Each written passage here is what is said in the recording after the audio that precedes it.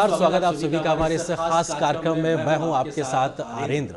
बीते दिनों हमने देखा कि रेलवे में परीक्षाओं की भर्ती में अनियमितता के आरोप को लेकर बिहार के कुछ शहरों में कुछ छात्रों का विरोध प्रदर्शन देखने को मिला। ये विरोध प्रदर्शन कुछ जगहों पर थोड़ा हिंसक भी हुआ। इसको लेकर सवाल उठे, रेलवे की तरफ से तमाम बातें की गई, संवाद किया गया और अपने आप में एक बहुत फैसला लेने के लिए कमेटी बना दी गई है। साथ ही साथ कई प्रकार की जो ग्रीवांसेस की बात छात्रों की ओर से की जा रही है, उसके लिए खुद रेल मंत्री सामने आए तो उन्होंने भी प्रेस कॉन्फ्रेंस की थी। और इस विशेष कार्यक्रम में बहुत ही खास मेहमान देश के रेल मंत्री अश्विनी वैष्णव जी हमारे साथ मौजूद। सर, बहुत स्वागत है दूरदर्शन न्यूज़ पे। शुक्रिया आप हमारे लिए वक्त निकाल लें। लेकिन महत्वपूर्ण सर चीज़ यही है कि जो हमने छात्रों के अंदर रोष देखा है, वो सड़क पे उतरे हैं। उनको लगता है कि उनके हिस्से का जो हक है वो उनका शायद चला गया है। ऐसे छात्र जो अपने आप में परेशान हैं और सड़क पे उतर आए हैं, क्या उनके लिए उनको फौरी तौर पे आप कहेंगे और किस प्रकार से रेलवे उनके तमाम ग्रीवांसेस, कंसर्न्स को ध्यान रखते हुए आगे कदम उठाएगा? मैं अपने सभी छात्र मित्रों से एक निवेदन करना चाहूँगा कि आपकी जो ग्रीवेंसेस हैं, आपके जो कंसर्न्स हैं, आपके जो पॉइंट्स हैं, उसको हम अति संवेदनशीलता के साथ हैंडल करेंगे। ऑलरेडी इसके लिए जो कमेटी बनी है, इस कमेटी ने ऑलरेडी रिप्रेजेंटेशंस रिसीव करना चालू कर दिया है। जितने आरआरबी के सीनियर ऑफिसर्स हैं, उन्होंने ऑलरेडी अपने स्टूडेंट्स के कई ग्रुप्स के साथ आज भी मीटिंग्स की हैं। कई हज़ारों बच्चों ने आज रिप्रेजेंटेशन दिया अपना। तो मैं आपसे ये विश्वास दिलाता हूँ आपको कि आप किसी की भी बातों में ना आए, कोई भी भ्रम में ना आए। कोई भी बात अगर कोई भी कह रहा है, मैं आपका भाई हूँ, मैं आपके साथ हूँ और किसी भी तरीके से हम इन सब समस्याओं का समाधान करेंगे और अति संवेदनशीलता के साथ करेंगे। प्रधानमंत्री श्री नरेंद्र मोदी जी ने इतनी उदारता के साथ इतनी सारी वैकेंसीज दी हैं, तो हम उसमें किस तरह से हमारे नौजवान साथियों को फ़ायदा मिले, बेनिफिट मिले, वो हमारा कर्तव्य है, हम उसको निभाएंगे। जी सर, दूरदर्शन के माध्यम से देश पूरा आपको सुन रहा है और छात्र खासतौर से जिन्होंने इस परीक्षा में अप्लाई किया, तो उनके मन में भी इस प्रकार का सवाल है कि क्या अब जब एक कमेटी बन गई है, क्या एक कंप्लीट सोल्यूशन इस कमेटी के माध्यम से आ पाएगा, वो भी टाइम बाउंड मैनर में? उसको लेकर आप क्या कहना चाहेंगे?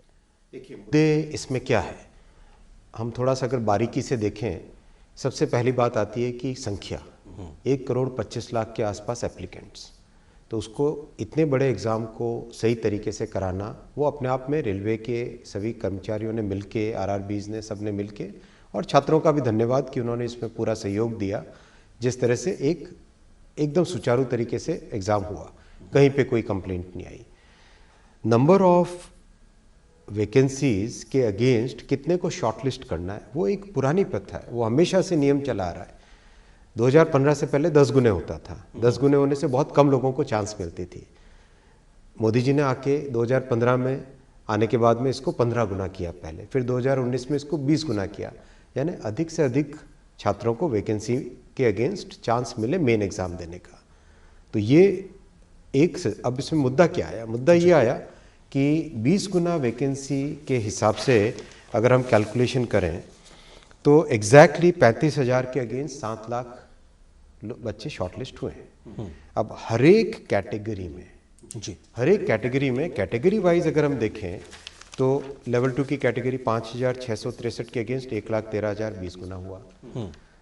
लेवल 3 में 4,940 के अगेंस्ट 98,833, 20 गुना हुआ।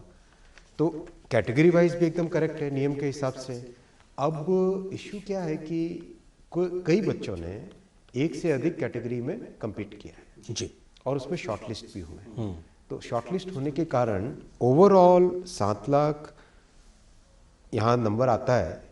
लेकिन जो छात्रों का कहना है कि जो बच्चे एक से ज़्यादा कैटेगरी में compete करके, उनको आप सिर्फ एक ही गिनिए। तो ये एक ऐसी चीज़ है जिसको समाधान किया जा सकता है। इसके लिए कोई सड़क पे उतरने की ज़रूरत नहीं है, इसके लिए कोई आग लगाने की ज़रूरत नहीं। रेलवे आपकी अपनी खुद की संपत्ति है। छात्रों से मेरा निवेदन है। सर, आपने जो समाधान शब्द कहा, चिंता छात्रों को यही है कि वो समाधान क्या होगा, क्योंकि बहुत बड़ी संख्या में छात्रों को लग रहा है कि शायद उनके हिस्से का हक चला गया। तो क्या वो 20 गुना संख्या रहते हुए हर प्रकार के छात्र को उसको वाजिब हक मिल सके, इसको लेकर क्या समाधान हो सकता है? लगता है कि इसका समाधान संभव है।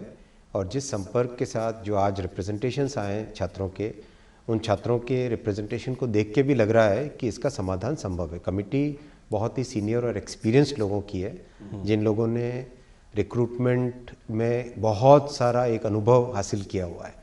तो मेरा निवेदन है छात्रों से, मात्र 3 हफ्ते की बात है, 3 हफ्ते में आप सबके सब रिप्रेजेंटेशंस देंगे और 3 हफ्ते के तुरंत बाद इसका समाधान निकल जाएगा। मुझे विश्वास है कि इसका समाधान निकल जाएगा। जी सर, एक कंसर्न ये भी है कि साहब एक बच्चे का एक से ज़्यादा जगह पे उसका नाम दर्ज है, जो 20% ज़्यादा या 20 गुना ज़्यादा आपने कहा कि जिन बच्चों को उस लिस्ट में एक तरीके से उनका नाम आया है, तो ये एक बच्चों को तर्क दिया जा रहा है, बच्चे तर्क इस बात को दे रहे हैं कि साहब ये उनके साथ अन्याय है क्योंकि एक व्यक्ति का नाम एक से ज़्यादा जगह है, तो ऐसे में वो अप्लाई या ज्वाइन तो एक ही जगह करेगा लेकिन उसका नाम ज़्यादा होने से किसी और का हक मारा जा रहा है। ये एक क्या तकनीकी इशू है और इसका समाधान कैसे होगा? देखिए, हमारी संवैधानिक व्यवस्था में 2 चीज़ें बहुत इंपॉर्टेंट हम सबको समझने की है। पहली कि हम किसी भी परीक्षा में हमेशा मिनिमम क्वालिफिकेशन प्रिस्क्राइब करते हैं, मैक्सिमम क्वालिफिकेशन प्रिस्क्राइब नहीं कर सकते। जी। पहला तो इसका मतलब ये हुआ, अगर कहीं पे 10+2 क्वालिफाइंग क्राइटेरिया है, उसमें अगर एक कोई ग्रेजुएट बच्चा अगर अप्लाई करता है तो हम उसको रोक नहीं सकते,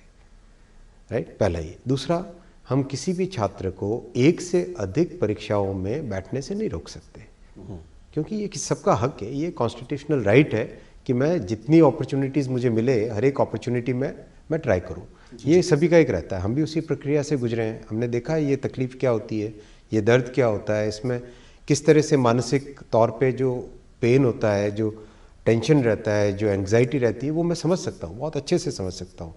तो क्या इसका एक तार्किक, लॉजिकल और लीगल सॉल्यूशन निकल सकता है? मेरा मानना है हाँ, निकल सकता है सॉल्यूशन। सर एक बिल्कुल एक लेमन लैंग्वेज में ये तर्क दिया जा रहा है कि साहब 10वीं जो 12वीं पास बच्चों के लिए जो एग्ज़ाम कंडक्ट किया गया तो उसमें ग्रेजुएशन के बच्चे जब आएंगे तो वो बेहतर करेंगे और ऐसी स्थिति में उनका हक कहीं ना कहीं शायद चला जाएगा। ये बिल्कुल एक साधारण सी समझ पाने वाली, कही जा सकने वाली बात है, ये लगातार बड़ी संख्या में छात्र कह रहे हैं। ऐसे छात्रों को आप क्या कहेंगे? मैं कह रहा हूँ कि आपका रिप्रेजेंटेशन हमारे पास आ रहा है, आज ही आना चालू हो गया है, कमेटी ने ऑलरेडी फंक्शनिंग चालू कर दी है। कमेटी कल बनी, आज से फंक्शनिंग चालू कर चुकी है, कल से ही चालू कर दिया था फंक्शनिंग। आरआरबी सभी छात्रों के साथ मिलना चालू कर दिया ऑलरेडी, रिप्रेजेंटेशंस कितने सारे रिसीव हो चुके हैं, तो मुझे पूरा विश्वास है कि इसका सोल्यूशन निकलेगा। जी सर, महत्वपूर्ण चीज़ ये भी है कि किस तरीके से आप ये कह रहे हैं 3 सप्ताह तक एक समय, एक विंडो खोल के रखी है कि आपको वो अपने आप में देना है। महत्वपूर्ण चीज़ ये भी है कि अब जब 3 सप्ताह का समय है, आपने एक टाइम बाउंड तरीके से आगे बढ़ने की बात करी है, तो क्या ये 3 सप्ताह अपने आप में पर्याप्त होगा? कई छात्र इस बात को लेकर भी कह रहे हैं कि जब आपको इतना लंबा वक्त लग गया इस पूरी प्रक्रिया को कंडक्ट करने में, एग्जाम कंडक्ट करने में, तो क्या 3 सप्ताह में आप इतना बड़ी प्रक्रिया को फिर से कंडक्ट कर पाएंगे? कि 1,25,00,000 लोगों का एग्ज़ाम लेना कोई छोटी बात नहीं होती है। जी। आप देखिए, बड़े बड़े एग्ज़ाम अगर हैं, यूपीएससी का एग्ज़ाम, जेई का एग्ज़ाम, इन सब एग्ज़ाम में संख्या लाखों में ही होती है। ये 1 करोड़ से ज़्यादा का है और उसको भी ढंग से कराना, एकदम बिल्कुल फेयर वे में कराना, ट्रांसपेरेंट वे में कराना, डेफिनेटली एक बड़ा काम होता है। ये मेरे ख्याल से सब बच्चे भी समझते हैं। मुझे बच्चों ने, किसी ने, मतलब जो मुझे फीडबैक मिला, जितना मेरा संपर्क हुआ और जो संवाद हुआ, उससे जो समझ में आया कि कंप्लेंट वहाँ नहीं है, मुद्दे 2 हैं। एक मुद्दा जो अभी आपने 20 टाइम्स वाला बोला, दूसरा मुद्दा है ग्रुप डी का, कि आप इसको सिंगल फेज करेंगे या डबल फेज करेंगे। तो डबल फेज के पीछे सोच ये थी कि 1,25,00,000, उसमें भी 1,35,00,000 या 1,15,00,000 के आसपास एप्लीकेशन है, 1 करोड़ से अधिक है। तो उससे इतने बड़े एग्जाम में यूनिफॉर्मिटी कैसे लाए?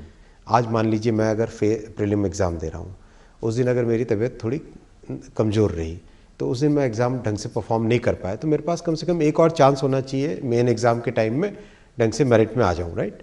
ये थॉट प्रोसेस के साथ 2 स्टेज किया गया था। लेकिन जो पुरानी सिस्टम था जिसमें सिंगल स्टेज में किया जाता था, और अभी जो छात्रों का रिप्रेजेंटेशन है, उसका भी एक समाधान निकल सकता है। ये कोई बहुत बड़े ऐसे मुद्दे नहीं है जिन मुद्दों पे सड़क पे उतरना पड़े। सड़क पे उतरे हुए छात्र ये भी कह रहे हैं कि जो सेकंड फेज में आपको जो प्रक्रिया अपनानी थी, आपने पहले ही फेज में अपना ली, इसकी वजह से भी उनको दिक्कतें पेश आ रही हैं।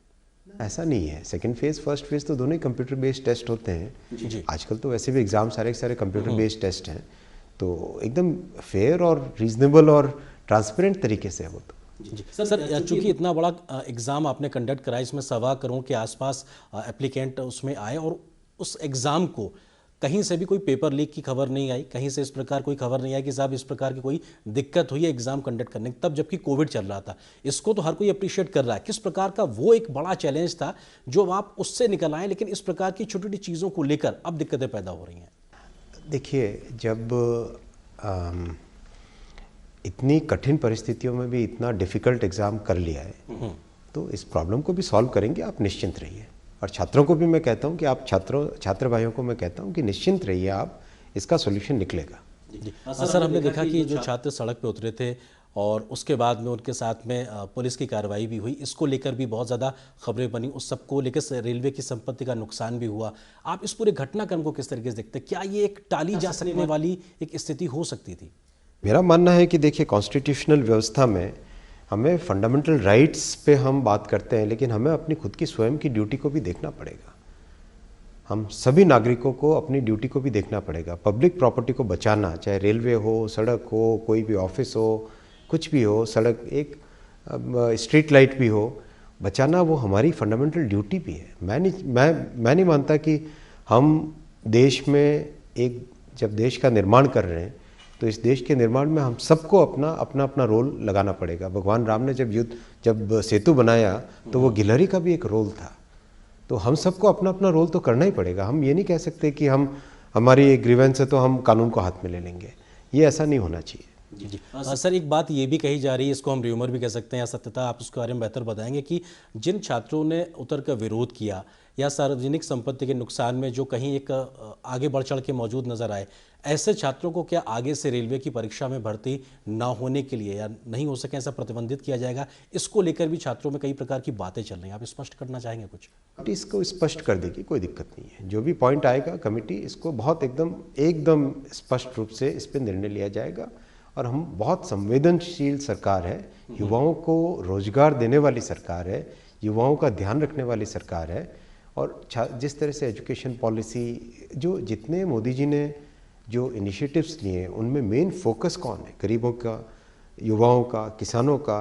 तो इसमें स्वाभाविक रूप है कि हम सॉल्यूशन को अच्छे से ही निकालेंगे। जी सर, इस प्रकार के विरोध प्रदर्शन के बाद में हमने देखा कई राजनीतिक दलों की ओर से भी बयान आए। इस पूरे बात का या पूरे मुद्दे का राजनीतिकरण भी देखने को मिला। आपको लगता है कि इसको लेकर किस प्रकार की एक बयानबाजी आप लगातार देख रहे हैं जो राजनीतिक वजहों से सुनाई पड़ रही है? जिन लोगों के पास दूसरे मुद्दे नहीं होते हैं तो वो किसी न किसी मुद्दे में अपना निकालते हैं। मैं निवेदन करूंगा कि ये छात्रों का मामला है, देश का मामला है, इसमें राजनीति न डालें। जी सर, आपने अपील पहले भी की थी, लेकिन ये राजनीतिक बयानबाजी थोड़ा बढ़ती दिखाई पड़ रही है अभी भी, क्योंकि उसके पीछे कई वजहें भी बताई जा रही हैं कि एक छात्रों का एक बड़ा वर्ग है जिसके अंदर रोष है, उसको कैश करने की कोशिश दिखाई पड़ रही है। आपको लगता है कि इस सब चीज़ों से राजनीतिक दलों को ज़्यादा बचने की ज़रूरत है? मुझे विश्वास है कि छात्रों को मेरे द्वारा, मैं सब उन छात्रों को आज एक बार फिर निवेदन करता हूँ, हमारी नीयत साफ़ है, काम करने का इंटेंट हमारा साफ़ है। सरकार में प्रधानमंत्री श्री नरेंद्र मोदी जी ने देश को नवनिर्माण की तरफ ले जाने वाला जो यज्ञ चलाया है, इसमें कहीं पर भी कोई भी हर किसी को जुड़ने की बात है, अलग होने की बात नहीं। तो मुझे विश्वास है कि छात्रों का हमारे ऊपर ही विश्वास रहेगा, चाहे कोई कितनी भ्रमित करने की कोशिश करे। जी सर, इस पूरे प्रोसेस के तहत जो नॉर्मलाइजेशन की प्रक्रिया को अपनाया जाता है, उसको लेकर भी सवाल है कि साहब आप करना तो बेहतरी के लिए चाहते हैं, लेकिन कई बार उसकी वजह से कुछ छात्रों में भ्रम है कि शायद अच्छा स्कोर करने के बाद भी उनका नाम शॉर्टलिस्टेड लिस्ट में नहीं होता। इसको लेकर कुछ कहना चाहेंगे? नॉर्मलाइजेशन दुनिया के हर परीक्षा में होता है, करीब हर बड़ी परीक्षा में होता है। और उसके बिना आप कैसे मैनेज करोगे किसी भी एग्ज़ाम को? अगर 1 करोड़ संख्या है, एक सेंटर है, कितने, मतलब हजारों की संख्या में शिफ्टों में काम होता है। हजारों की संख्या में जब शिफ्टें हैं, कई 100 सेंटर्स हैं, तो उसमें नॉर्मलाइजेशन करना तो दुनिया के हर एग्ज़ाम में होता है। भारत के आज की बात है क्या? ये तो 1970-1950 के समय से जब संख्याएं बढ़ने लगी, तब से नॉर्मलाइजेशन होता है। जी सर, रोजगार के लिहाज से रेलवे एक बहुत बड़ा एक संस्थान है और अभी भी अगर देखा जाए तो कर्मचारियों की संख्या सबसे ज़्यादा बड़े एक परिवार के तौर पर देखने को मिलती है और ये रोजगार के अवसर के लिहाज से भी एक बड़ा रिक्रूटमेंट की पूरी ड्राइव थी। ये जो सवाल अभी खड़े हुए हैं, भविष्य में ये सवाल ना खड़े हों, क्या इस पूरे एपिसोड से, इस पूरे घटनाक्रम से कुछ और ऐसे बड़े कदम हम भविष्य में देखेंगे कि ऐसी घटनाएं ना होने पाए? क्योंकि बड़े रिफॉर्म से रेलवे गुजर रहा है, रिक्रूटमेंट में भी एक बड़े प्रकार की प्रक्रियागत तकनीकी व्यवस्थाएं शामिल हो, क्या उसको लेकर कोई बड़ा उपाय? बात सही, इसमें तकनीकी व्यवस्था को और ज़्यादा सम्मिलित करना चाहिए और इस पर सोच रहे हैं। इस पर काफ़ी इनपुट्स भी आए, कई सजेशंस भी आए, कई जो एकेडमिक वर्ल्ड से जो लोग इसमें एग्ज़ाम वगैरह के से बहुत अच्छा वास्ता रखते हैं, उन लोगों ने भी बहुत सारे सजेशंस दिए। जी, क्योंकि सर आपने इस बात का कहा कि एक बड़ी एजेंसी को रिक्रूट करने में भी काफ़ी समय लगा, क्योंकि इतना बड़ा एग्जाम था। ऐसे में आप आईटी मंत्रालय की भी जिम्मेदारी संभालते, तो आपको बेहतरी से पता है कि तकनीकी तरीके से चीज़ों को कैसे ईजिली लोगों के लिए उसको जोड़ना है। तो क्या हम उम्मीद कर सकते हैं कि जिस रिफॉर्म या एक बेहतरी के लिए आप कदम उठाना चाह रहे हैं वो देर नहीं लगेगी, बहुत जल्दी शुरू होगा? विश्वास है इस पे, मुझे विश्वास है। और हमेशा हमारा एम क्या रहेगा? हमारा एम रहेगा कि एग्ज़ाम फेयर हो, रीजनेबल हो, कहीं पर भी किसी को इसमें ये संदेह न हो कि भाई मैंने जिस तरह की परीक्षा में जैसा परफॉर्म किया वैसा मेरा रिजल्ट आया या नहीं। वो एम एक रहेगा हर जगह। जी सर, आपने जो कमेटी गठित की है वो 4 मार्च तक अपनी रिपोर्ट आपको देगी, ऐसा आपने तय किया, और आपने इस बात के भी संकेत दिए थे संभव हुआ तो वो पहले भी रिपोर्ट आपको दे सकते हैं। क्या लगातार आप इस प्रकार की व्यवस्था रखेंगे कि ताकि ये समय जो 4 मार्च का है ये पहले तो हो, बाद में ना होने पाए, मतलब वो समय और ज़्यादा बर्बाद ना हो? बल्कि हमने तो इससे भी एक कदम आगे जाके आरआरबी के जितने चेयरपर्सन्स हैं, चेयरमैन हैं, उन सबको बोला है कि आप रीच आउट करिए, आप प्रोएक्टिवली जाके स्टूडेंट से मिलिए। तो आज बहुत सारे स्टूडेंट्स मिले भी हैं। हमारा एम है, हम छात्रों के लिए सरकार। सर क्योंकि छात्र बड़ी संख्या में आपको सुन रहे होंगे, और ये जो नोटिफिकेशन था 2019 का था, हालांकि कोविड का एक समय था, और 2022 में भी रिजल्ट निकला, और अभी हम एक पहले ही चरण पर एक तरीके से एक ठहराव की स्थिति आ गई है। ये इतनी लंबी प्रक्रियाएं ना हो, इसको लेके क्या आप आश्वासन देंगे? बहुत से विषय हैं इसमें। एक तो कोर्ट का भी मामला आता है, जैसे ट्रिब्यूनल्स का, कोर्ट का। तो मेरा देखिए, ये सामाजिक व्यवस्था है हमारी, इसमें बहुत सारे स्टेक होल्डर्स आते हैं, तो सोचना पड़ेगा इसमें किस तरह से और इसको स्पीड अप करें। पर मेरा मानना है कि जितनी कोविड के बावजूद भी इतनी बड़ी संख्या में परीक्षा करवाना अपने आप में बहुत बड़ा चैलेंज है। इस चैलेंज को हम निभाएंगे। जी, क्योंकि सर ये जब लंबा खिंचता है, तो जिसने 2019 में +2 में अप्लाई किया वो आज ग्रेजुएशन कंप्लीट करने की स्थिति में, तो ऐसे में ये स्वाभाविक रूप से ये मन में सवाल उठता है कि आखिर इतना लंबा वक्त लगता है तो हम शायद और बेहतर कर पाते अगर ये समय रहते चीज़ें हो सके तो। आपकी बात में इसमें विषय में बात है। अब इसको कैसे इसको करें, क्योंकि इसमें टेक्नोलॉजी भी यूज़ करें, कोर्ट्स का भी रोल रहेगा, ट्रिब्यूनल्स का रोल रहेगा, स्टूडेंट्स का रोल रहेगा। इस पर बहुत ही कॉम्प्लेक्स विषय है इसको, लेकिन कर सकते हैं। जी सर, कर सकते हैं, और आप अभी कर रहे हैं, इस बात का आप जिक्र कर रहे हैं, क्योंकि बहुत इश्यूज हैं, लोग आपको बहुत धैर्य से सुन रहे हैं इस समय लगातार। क्या और आप कहना चाहेंगे, क्या कोऑर्डिनेटेड एफर्ट्स इस वक्त आप डिफरेंट आरआरवीज के साथ में मिलके कर रहे हैं, जो सेंटर्स हैं, ताकि लोगों को एक विश्वास पैदा हो, जिसको हम कहते हैं ना, विश्वास बहाली का एक माहौल पैदा हो? तो छात्र आपको सुन रहे हैं कि हाँ, आपने ये कदम अभी तक उठाए हैं और इसकी आप एक तरीके से पाइपलाइन में हैं और ये करने जा रहे हैं। कमेटी फॉर्मेशन के तुरंत बाद में कमेटी ने काम चालू किया। आरआरवीज के जितने चेयरपर्सन है वो प्रोएक्टिवली अपनी तरफ से जाके स्टूडेंट्स को रीच आउट कर रहे हैं कि आपका जो भी पॉइंट है, आप अगर ईमेल में नहीं देना चाहते, रिटन रिप्रेजेंटेशन देना चाहते हो तो रिटन दे दो, ओरल रिप्रेजेंटेशन देना चाहते हो तो ओरल ले लो, हम लिख के नोट करके रख लेंगे। इस लेवल तक हम संवाद को ओपन है, इस लेवल तक संवाद ओपन है। तो मेरा छात्रों से एक बार फिर निवेदन है कि आप विश्वास रखिए, इन सब चीज़ों का समाधान संभव है और इन सब चीज़ों का समाधान होगा। और भविष्य देखिए, आपको रेल चलानी है, आपको रेलवे चलानी है। अगर आपकी रेलवे को आप अगर आज से ही उसी ध्येय के साथ, उसी जो एक अपनेपन के लिए जो होता है, वो उसी ध्येय के साथ काम करेंगे तो आपको अच्छा लगेगा। और विश्वास रखिए, ये बिल्कुल इसमें कहीं पर भी कोई भी चीज़ गड़बड़ नहीं होगी, अच्छे तरीके से करेंगे। जी सर, सेकेंड फेज़ का जो एग्ज़ाम था उसको फिलहाल कमेटी बनाने, उसकी रिपोर्ट आने तक के लिए स्थगित किया गया है। थोड़ी देर की बात है जी, क्योंकि इसको लेकर भी जी देखिए लीगल भी देखना पड़ेगा। जो छात्र सेलेक्ट हुए हैं, शॉर्टलिस्ट हुए हैं, उनका इंटरेस्ट भी तो हैम्पर नहीं होना चाहिए ना। ये हम एज द गवर्नमेंट, हमारा फर्स्ट प्रायोरिटी रहेगा कि हमको फेयर होना पड़ेगा। We have to be fair. तो जो लोग सेलेक्ट हुए हैं उनका इंटरेस्ट भी हैम्पर ना हो, वो भी तो देखना पड़ेगा ना। जी, क्योंकि जो आप सेलेक्ट हुए हैं उनका इंटरेस्ट हैम्पर ना हो, इस बात को लेकर भी दूसरी तरफ से भी ये तर्क दबी जबान से ये आ रहा है कि साहब ऐसा ना हो कि अब एक दबाव में इस प्रकार की कोई प्रक्रिया अपनाई जाए जिनमें जो छात्र पहले लिस्ट में आए हैं उनका नंबर के साथ में कंप्रोमाइज हो। बिल्कुल एकदम फेयर वे में करेंगे, कम से कम वो आश्वस्त रहे। 100% पक्का आश्वस्त रहे। बिल्कुल पक्का। सर, एक अंतिम एक सवाल आपसे यही कि जो छात्र उतरे थे विरोध प्रदर्शन के लिए, अब वो आगे ना उतरें, बैठें और इंतज़ार करें लास्ट में आप उनसे क्या एक अपील करना चाहें, क्योंकि राजनीति भी बहुत देखने को मिल रही है, भले ही आप बहुत राजनीतिक कमेंट नहीं करना चाह रहे हैं, बट फिर भी इसमें राजनीति करने की भी कोशिश साफ तौर पे दिखाई पड़ रही है। मेरा एक ही निवेदन है सभी छात्रों से, आप बिल्कुल भी किसी की बातों में भ्रम में ना आए।